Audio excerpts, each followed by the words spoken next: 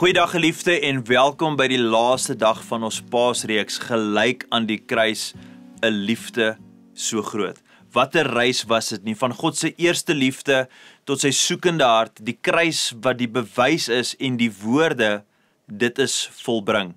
Maar daar's nog een waarheid wat alles vir ons opsom en alles vir ons verander.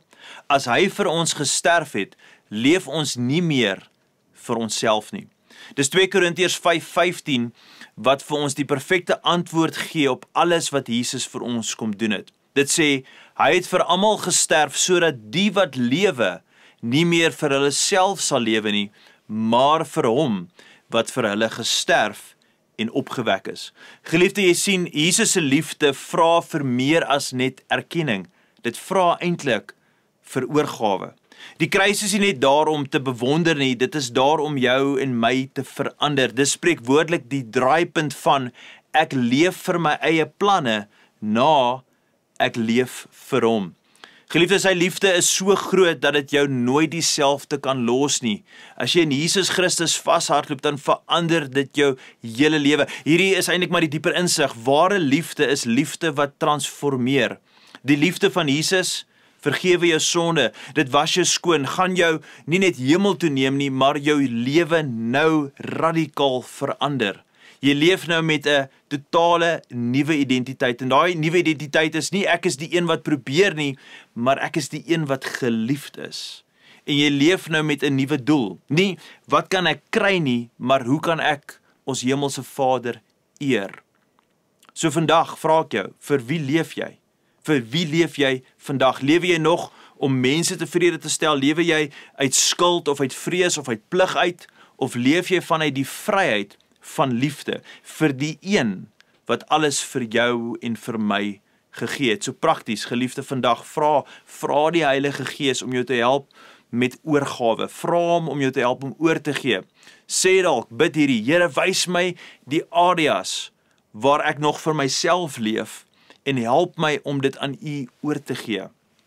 En dan prakties kan jy dalk 'n stap verder gaan, een treukie verder, en jy kies om te deel met iemand anders, deur te sê, ek kies om vir Jesus te leef. Hy het vir my gesterf en opgestaan. Geliefde, ek wil jou aanmoedig. Moet dit nie net vir jouself hou, en ek het reeds gister gesê, hierdie is die beste week om met ander mense te praat oor Jesus Christus, want vir ons in ons Christelike kalender is hierdie naweek, vir gister en vandag en môre, is 'n besonderse tyd vir die gelowige. En dan hierdie hele week, weet julle dat ons maak hierdie verklaringe, en ek wil jou aanmoedig, maak hierdie verklaring saam met my, sê dit saam met my. Ek leef nie meer vir myself nie, ek leef vir hom wat vir my gesterf en opgestaan het. Ek is die een wat Jesus liefhet en ek leef vir hom.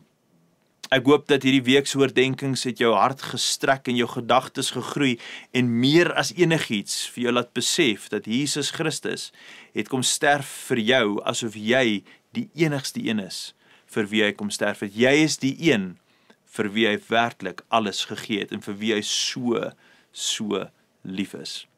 Kom ons bid saam. Vader, vandag is ons dankbaar vir u liefde. Ons is dankbaar vir u werk aan die kruis.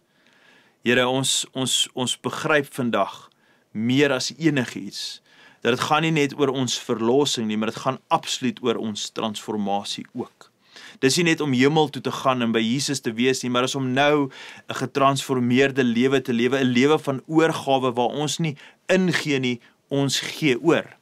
En daarom vra ek Jesus deur die hulp van die Heilige Gees dat U vir ons aanspreeklik sal hou oor hoe ons lewe hierdie kant van die hemel. Vader, moenie ooit ophou om die werk wat u begin het in ons lewens tot volëinding te bring. U beloof dit in Filippense 1:6. En daarom vra ek, Here, vandag, dat daai goeie werk wat u begin het in my en elke persoon vandag 'n keuse al gemaak het vir Jesus Christus, dat ons sal aanhou in die vaste vertroue, dat daai werk sal tot voltooiing kom. U is besig om ons van binne af buitentoe te transformeer, sodat ons hierdie kant van die hemel 'n lewe kan lewe wat u al die eer bring. Al die lofprysing, al die aanbidding, lewens wat soveel vrug dra, want ons lewe binne in die openbaring, dat Christus Jesus is vir ons liewer as enigiets, en dis al wat saak maak, is daai waarheid. En dis ons gebed vandag, in die mooi naam van Jesus bid ons dit, amen en amen. Geliefde, ek kan nie wag om jou môre te sien op die platform waar ek met jou gaan praat oor juis hierdie gedagte dat Jesus kom sterf het net vir jou, vir niemand anders nie, het vir jou kom sterf. Môre deel ons, môre beleef ons saam en môre vier ons die opstanding van Jesus Christus. Gaan in vrede. Totsiens.